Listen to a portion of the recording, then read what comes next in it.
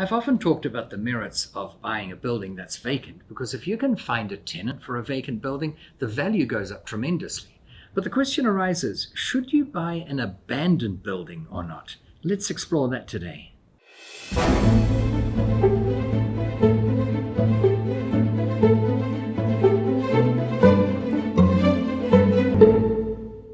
Many people understand the merits of buying a vacant building because a vacant building's not worth very much. If you've got the skills to get a tenant in there, then you can increase the value of the building tremendously. However, when they see a building that's not only vacant, but it's been abandoned and it looks a bit like this, they tend to be put off by it. They might be scared. They might think drug deals have gone there. There'll be drug paraphernalia, or there'll still be sketchy people lurking around there. However, don't be too quick to dismiss an abandoned building. Often their location is prime, and it doesn't take much effort, and you don't have to do it yourself anyway, to renovate it to a high standard, and it could be one of the better gold mines you ever acquire. The thing we have to do is calculate the value. Now, at the beginning, when it's still abandoned, the value is quite easy to calculate since the value of commercial property is a multiple of its rental income. Calculating the value of an abandoned building is simple. No tenant equals no rental income, so the value is not going to vary much. You'll be able to buy it quite cheaply. However, we also have to consider the value of what it will be worth when it's renovated. And if it's renovated and it's in a pretty good area and market rentals are X dollars a foot and cap rates are Y%, then you can work out what it will be worth. And if the margin is big enough, if the margin is way greater than the cost of making all those improvements and renovations, then you're in the money. Speaking of rehab costs, it's generally assumed that it's the landlord or the building owner who's going to renovate that abandoned building to a standard that would be suitable for use by a tenant. But it's not always the case. I'll never forget, I once owned a butcher shop, and I got a call out of the blue from a woman who said, "Are you willing to lease your butcher shop?" And I said, "But it's already under a lease. It's already leased out."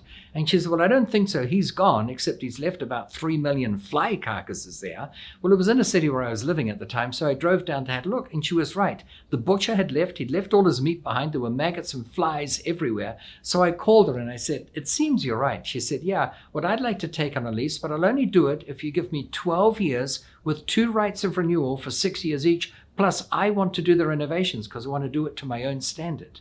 And that's exactly what happened. She turned it into a delicatessen. She put in a quartz concrete floor, did all the things that you need to meet health department regulation requirements, and she paid for it. So sometimes tenants will even offer and want to do the renovation themselves. Sometimes they might ask for a rent rebate for a certain period of time. Sometimes they ask for what typically in the US is called TIs, which stands for tenant improvements. But an abandoned building, whether a butcher has abandoned it with all the meat behind or a building a bit like what you saw before, they can still be great commercial real estate investments. In fact, when it comes to abandoned buildings, there's even an advantage that doesn't occur when it's just merely vacant. And that is, when a building is merely vacant, you'll have a pool of potential tenants or potential buyers of the building who think they can move in straight away and use it for whatever business they're running.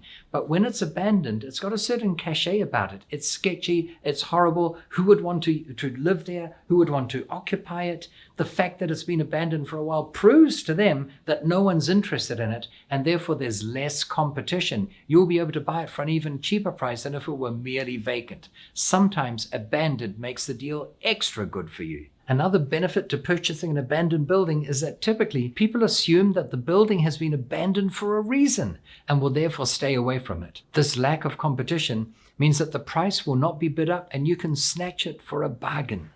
You've all heard that tenet, that the 3 most important factors of real estate are location, location, location.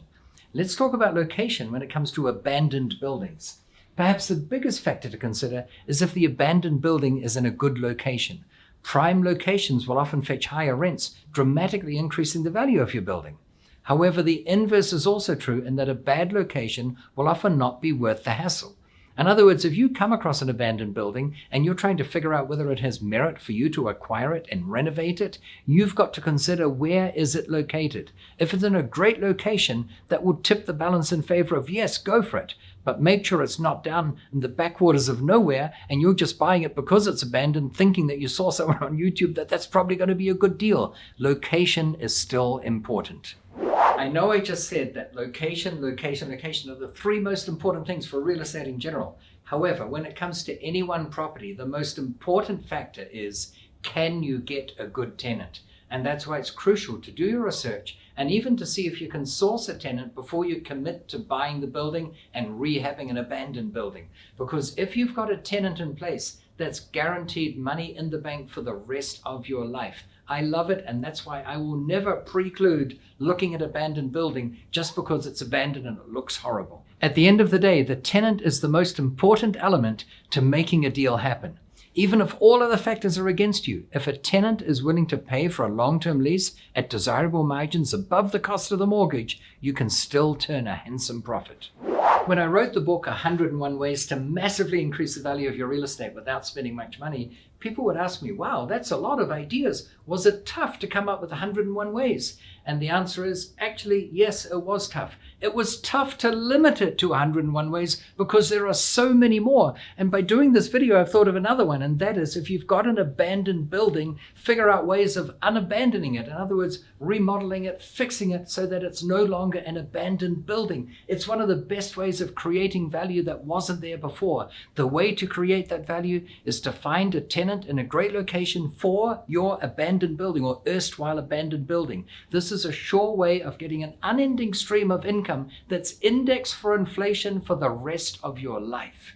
To find out how you too can put lots of ideas into practice, click the link below to get a free copy of this book sent to you. It will inspire you to do things to properties you already own or ones that you're thinking of buying so that you can massively increase their value. Hopefully this video has given you some ideas as to what you can do with an otherwise abandoned building. If you like what you've seen, remember to click the subscribe button and hit the like button, and keep an eye out for my next video where I'll give you more ideas on how you can turn a profit from things that other people don't think are very profitable. That's why I love this game of real estate.